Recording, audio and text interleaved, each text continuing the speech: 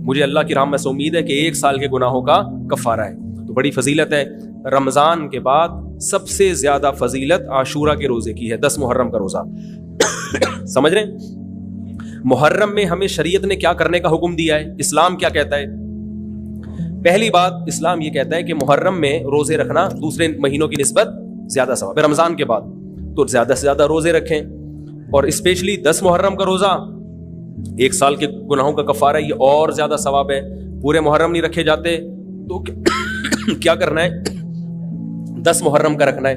حدیث میں آتا ہے کہ آپ نے حکم دیا 2 روزے ملا کے رکھو, کیونکہ یہودی جو تھے وہ 1 روزہ رکھتے تھے, صحیح ہے نا. تو یہودیوں سے مشابہت سے بچنے کے لیے ہمیں حکم دیا کہ اس کے ساتھ 1 اور روزہ ملائیں. تو علماء یہ کہتے ہیں کہ آج کل یہودی 10 محرم کا روزہ نہیں رکھتے, تو اب مشابہت ختم ہو گئی ہے.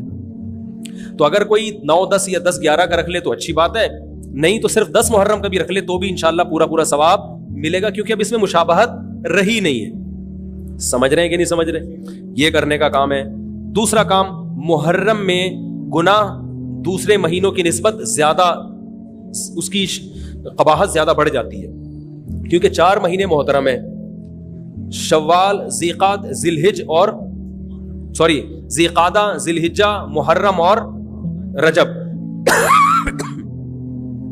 یہ 4 مہینے جو ہیں اسلام میں اشہر حرم کہلاتے ہیں. قرآن کہہ رہا ہے فلا تظلموا فیہن انفسکم, ان میں اپنی جانوں پہ ظلم مت کرو. یہ ماتم کرنا بھی تو ظلم ہے نا اپنی جان پہ. تو اللہ نے فرمایا ان 4 مہینوں میں اپنی جان پہ ظلم مت کرو. کسی بھی طرح سے ظلم ہو, جسمانی ظلم ہو, روحانی ظلم ہو. جسمانی ظلم ماتم کر کے بھی ہو سکتا ہے, اور انگاروں پہ چل کے بھی ہو سکتا ہے, اپنے آپ کو پیٹ کے بھی ہو سکتا ہے. روحانی ظلم کیا ہے؟ گناہ کر کا. تو نہ گناہ کرنے کی اجازت, نہ کسی اور طرح سے. عام مہینوں میں بھی ظلم کی اجازت نہیں ہے, نہ اپنے اوپر اور نہ کسی اور پر. تو ان 4 مہینوں میں ظلم کی نوعیت بڑھ جاتی ہے. سمجھ رہے ہیں؟ یہ ایک محرم کی فضیلت ہے اسلام میں. اور تیسری فضیلت جو محرم کی, جو بعض روایات سے ثابت ہے, یعنی جو فضیلت تو نہیں کہیں گے اس کو, جو محرم میں کرنے کا کام ہے, وہ بعض حدیث میں آتا ہے کہ آپ صلی اللہ علیہ وسلم نے ارشاد فرمایا کہ عاشورہ کے دن اپنے اہل و عیال پر دسترخوان کو وسعت دو, اس سے رزق میں برکت ہوتی ہے. لیکن یہ جو حدیث ہے یہ ضعیف ہے, سند کے لحاظ سے پاورفل اور مضبوط نہیں ہے. بعض علماء نے کہا کہ اس کثرت طرق کی وجہ سے حسن کے درجے کو پہنچ گئی ہے. ہمارے ہی بعض اکابر علماء کی رائے ہے, علماء جو بر صغیر کے علماء, بڑے بڑے علماء ہیں, میں نام نہیں ذکر کرتا لیکن بہت بڑی اپر لیول کے علماء ہیں, ان کی رائے یہ ہے کہ یہ ضعیف اتنی ضعیف نہیں ہے کہ بالکل ہی مسترد کر دی جائے, ٹھیک ہے نا, اور تعدد طرق کی وجہ سے درجہ حسن کو پہنچ گئی ہے. علامہ ابن تیمیہ رحمہ اللہ تعالی, جن کو سعودی عرب میں بہت فالو کیا جاتا ہے, ان کی رائے اور سلفی علماء کی رائے جو سعودی عرب کے العثیمین, بن باز وغیرہ تھے, ان کی رائے یہ کہ یہ حدیث بالکل صحیح نہیں ہے, اور اس کی کوئی حیثیت نہیں ہے کہ دسترخوان کو وسیع کیا جائے اور عاشورہ کے دن کھانا کھلایا جائے. سمجھ رہے کہ نہیں سمجھ رہے؟ لیکن جو دوسری طرف معتدل علماء, معتدل سے مراد میں ان کو برا نہیں کہہ رہا, لیکن وہ انہوں نے حدیث کی جو, اب اگر آپ سندوں کی تحقیق کریں گے تو اس کو بالکل من گھڑت قرار دینا درست نہیں ہے.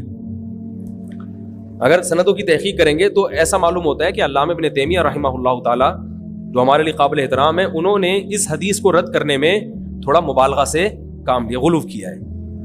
ایسا نہیں ہے کہ بالکل ہی اس کی کوئی ویلیو نہیں ہے. تو ضعیف روایتیں ہیں لیکن کثرت طرق کی وجہ سے درجہ حسن کو پہنچ گئی ہے. سمجھ رہے کہ نہیں سمجھ رہے؟ اس وجہ سے بعض علماء کی رائے, بلکہ جمہور کی رائے یہی ہے کہ محرم میں اگر کوئی اپنے بچوں کو جمع کر کے اچھا کھانا کھلا دیتا ہے 10 محرم کو, اور یہ حلیم شاید یہیں سے نکلا ہے, میں شاید یہیں سے نکلا ہے کہ یوں وہ اچھا کھانا ہو جائے گا, تو وہ کہتے ہیں کوئی حرج نہیں ہے. لیکن ایک بات جو دوسرے علماء کہتے ہیں, جو میری بھی سمجھ میں آتا ہے, بلکہ میں نے پہلے کہیں پڑھا تو نہیں, میرا دماغ اس طرف گیا, لیکن اس کی تائید میں علماء کے فتاوی مل گئے.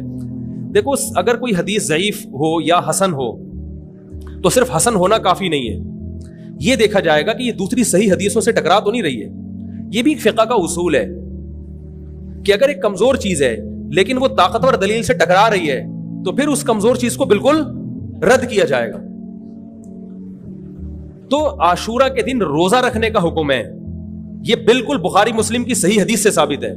اور جو کھانا کھلانے والی روایت ہے وہ اس ٹکر کی نہیں, اس کو تو ابن تیمیہ جیسے محقق نے بالکل ہی کلعدم قرار دے دیا, بعض عرب علماء نے بھی بالکل کلعدم قرار دے دیا, اگرچہ ہماری رائے ہے کہ بالکل کلعدم نہیں ہے, لیکن بہرحال اس میں محدثین کا بڑا اختلاف ہوا ہے. جبکہ روزہ رکھنے والی جو روایات ہیں وہ بالکل بے غبار ہیں, ان کو سب صحیح مانتے ہیں.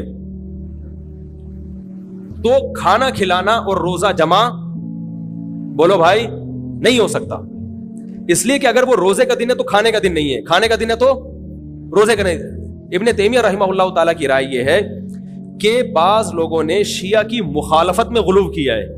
شیعہ نے اس دن کو چونکہ منحوس بنا دیا 10 محرم کو, تو انہوں نے مخالفت میں اس دن کو ایک سیلیبریٹ کرنے کے لیے نا کھانا کھلانے کا حکم دے دیا کہ ہم منحوس نہیں سمجھتے بلکہ اس کا کیا کریں گے اپوزٹ کے, کھاؤ اور کھلاؤ. تو انہوں نے کہا یہ بھی غلو ہوا ہے دوسری طرف. بھائی منحوس نہیں ہے, مبارک ہے ہماری نظر میں, لیکن اتنا مبارک کہ اس میں کھانا کھلانا اور یعنی عید والا عنصر کھانا کھلانا تو عید کے دن ہوتا ہے نا, تو عید نہیں ہے بہرحال. تو یہ بھی بڑی جاندار بات, اگرچہ یہ عقلی دلیل ہے مگر یہ ایسی نہیں ہے کہ بالکل اس کو کالعدم قرار دے دیا جائے. تو اب علماء نے دونوں حدیثوں کو تطبیق کی کوشش کی علماء نے کہ بھائی کھانا بھی کھلاؤ اور روزہ بھی رکھو, افطاری میں کھلا دو, سحری اور افطاری میں. تو بات یہ ہے کہ افطاری میں اگر آپ کھلائیں گے تو وہ 11 محرم شروع ہو چکی ہوگی, وہ 10 محرم بولو بھائی نہیں رہے گی. دوسرا سحری میں جو کھلانے کا مسئلہ ہے نا, سحری میں تو سحری میں جب ہم کوئی کہتے ہیں نا فلاں دن یہ کام کرنا ہے فلاں دن, تو اس سے لغت میں جو ذہن میں متبادر ہوتا ہے نا وہ دن کا وقت ہے, وہ 3:30 پونے 4 کا وقت نہیں ہوتا. یہی وجہ ہے کہ جو لوگ اس حدیث پر عمل کرتے ہیں عاشورہ والی, وہ دن میں کھانا کھلاتے ہیں, دوپہر کے ٹائم لنچ کرتے ہیں. وہ افطاری میں تو ویسے ہی دسترخوان وسیع ہوتا ہے بھوک کی وجہ سے. ارے بابا وہ تو ویسے ہی بچوں کو جب روزہ رکھا ہوا ہے تو اچھا کھلاؤ, سحری اچھی کراؤ, اور افطاری وہ تو ویسے ہی بھوک کی وجہ سے رمضان میں دیکھو نا کیسے کھلے دسترخوان ہوتے ہیں. تو میں نے بڑی کوشش کی دونوں حدیثوں کو جمع کریں, لیکن تکلف کے بغیر یہ ممکن نہیں ہے. تو